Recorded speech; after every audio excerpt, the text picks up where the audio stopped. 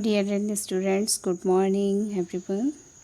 आप वीडियो को पूरा देखें क्योंकि ये विषय वस्तु है और जो भी विषय वस्तु आपको दी जा रही है वो आपके एग्ज़ाम से रिलेटेड है। ये मोस्ट ऑफ क्वेश्चंस हैं जो टॉपिक आपको कराए जा रहे हैं, जो कि आपके एग्ज़ाम में प्रतिवर्ष आते रहते हैं। आज का जो अध्ययन का विषय है वो है अवधारणा निर्माण की विशेषताएँ। अवधारणा निर्माण की विशेषताओं के अंतर्गत आज हम पढ़ेंगे। अर्थ हम करा चुके हैं पिछली वीडियो में। अवधारणाओं की परिभाषाओं को विश्लेषण एवं विद्वानों के विचारों के आधार पर अवधारणा एवं उसके निर्माण की प्रक्रिया की विशेषताओं का वर्णन निम्नलिखित रूप में किया जा सकता है। सबसे पहला होता है सामान्य वर्ग से संबंधित। सामान्य वर्ग से संबंधित किस प्रकार होता है? पर्यावरणीय अवधारणाओं के निर्माण की प्रक्रिया में एक सामान्य विचारधारा का निर्माण होता है। इस निर्माण की प्रक्रिया में उसके आधार पर ही उसके तथ्यों की व्याख्या की जाती है।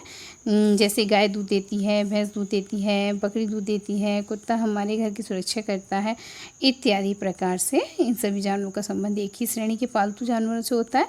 इस प्रकार अवधारणाओं का निर्माण सामान्य वर्ग के आधार पर भी किया जाता है। दूसरा होता है कल्पना या वास्तविकता के संबंध में।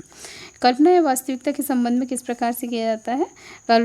हम किसी वस्तु या वास्तविक कल्पना करते हैं किसी वस्तु की और उसको अपने मस्तिष्क में फीड कर लेते हैं। जब भी हम उस विषय की वस्तु की चर्चा चलती है तो हमारे मस्तिष्क में वह अंकित हो जाती है। जैसे कि अवधारणाओं का संबंध वास्तविक स्थिति या कल्पना से होता है। अनेक प्रकार के पर्यावरणीय तथ्यों का संबंध कल्पना से होता है। जैसे माँ अपने बालक को सुलाने के लिए भूत का डर दिखाती है। भूत एक खतरनाक वस्तु होती है जो कि गलत कार्य करने वाले को दंड देती है। यह अवधारणा कल्पना से संबंधित है। इसके विपरीत जिन वस्तुओं को देखकर या परखकर अवधारणा का निर्माण करते हैं वो वास्तविकता के आधार पर होती है। जैसे गाय के 4 टांग होती हैं, वह दूध देती हैं। दोनों प्रकार की अवधारणाओं का संबंध विचारों के प्रकटीकरण से होता है। तीसरा होता है सामान्य गुण एवं विशेषताओं से संबंधित।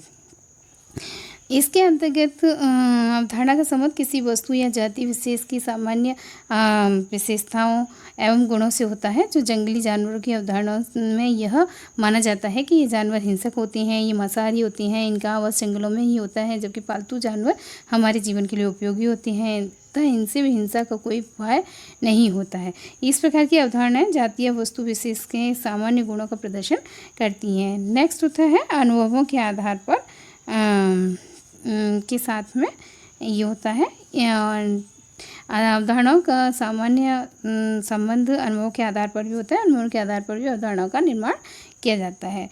नेक्स्ट है परिवर्तनशीलता की स्थिति। परिवर्तनशीलता की स्थिति के अंतर्गत अवधारणाओं में परिवर्तन की स्थिति भी पाई जाती है। ज्ञान एवं अनुभव के आधार पर अवधारणाओं में परिवर्तन हो जाता है। जैसे 3 वर्ष का बालक उड़ने वाली प्रत्येक वस्तु को चिड़िया कहता है, इसीलिए वह पतंग को भी चिड़िया कहता है। परंतु जैसे ही वह बालक बड़ा होता है तो वह पतंग और चिड़िया में विभेद करना सीख जाता है, उसकी अवधारणा में परिवर्तन हो जाता है। इस प्रकार प्रत्येक उड़ने वाली वस्तु चिड़िया नहीं कहता है। अवधारणा का विकास क्रम होता है। अवधारणा का विकास क्रम जब होता है तो उसके अंतर्गत प्रारंभिक अवस्था में अवधारणा कल्पना एवं अस्पष्टता पर आधारित होती है। इसके बाद की स्थिति में वह स्पष्टता की ओर बढ़ती है। जैसे बालक चंद्र ग्रहण या सूर्य ग्रहण को देखकर यह अनुमान लगाता है कि यह राहु केतु के संबंधित पौराणिक घटनाएं हैं, परंतु प्रयोग एवं प्रदर्शन तथा ज्ञान वृद्धि के बाद वह स्पष्ट रूप से जान जाता है कि यह एक खगोलीय घटना है। इस प्रकार जो अस्पष्ट एवं काल्पनिक स्थिति भी वह धीरे धीरे स्पष्ट एवं वास्तविक स्थिति में परिवर्तित हो जाती है। एंड लास्ट है इसका व्यक्तिगत भिन्नता का आधार। व्यक्तिगत भिन्नता का आधार जो है इसके अंतर्गत अपन बात करेंगे। अवधारणाओं के निर्माण में व्यक्तिगत भिन्नता की स्थिति पाई जाती है। एक ही वस्तु के संबंध में अनेक व्यक्तियों की भिन्न भिन्न अवधारणाएं पाई जाती हैं। जैसे किसी एक चित्र को देखकर बालकों द्वारा उसमें भिन्न रूपों का अवलोकन होता है। एक बालक चित्र को देखकर उसे बादल का चित्र भी बताता है, वहीं दूसरा बालक उसमें पर्वत का चित्र बताता है। और अवधारणाओं का निर्माण व्यक्तिगत सोच और चिंतन के आधार पर भिन्न भिन्न रूपों में होता है। आज हमने अवधारणा के निर्माण का कार्यप्रणाली निर्माण की विशेषताएं पढ़ी हैं। इसका नेक्स्ट टॉपिक होता है अवधारणा निर्माण की विधियाँ इसके बाद में शिक्षण विधियाँ स्टार्ट हो जाएंगी जो कि आपके विषय से संबंधित है और वो आपके आरपीएससी एग्ज़ाम में भी आती हैं और मेन एग्ज़ाम में भी आएंगी। इसीलिए आप वीडियो को पूरा देखें और जो भी समस्याएं हों वो आप कमेंट बॉक्स में दें, जिसको हम सुधारने का पूरा प्रयास करेंगे। धन्यवाद।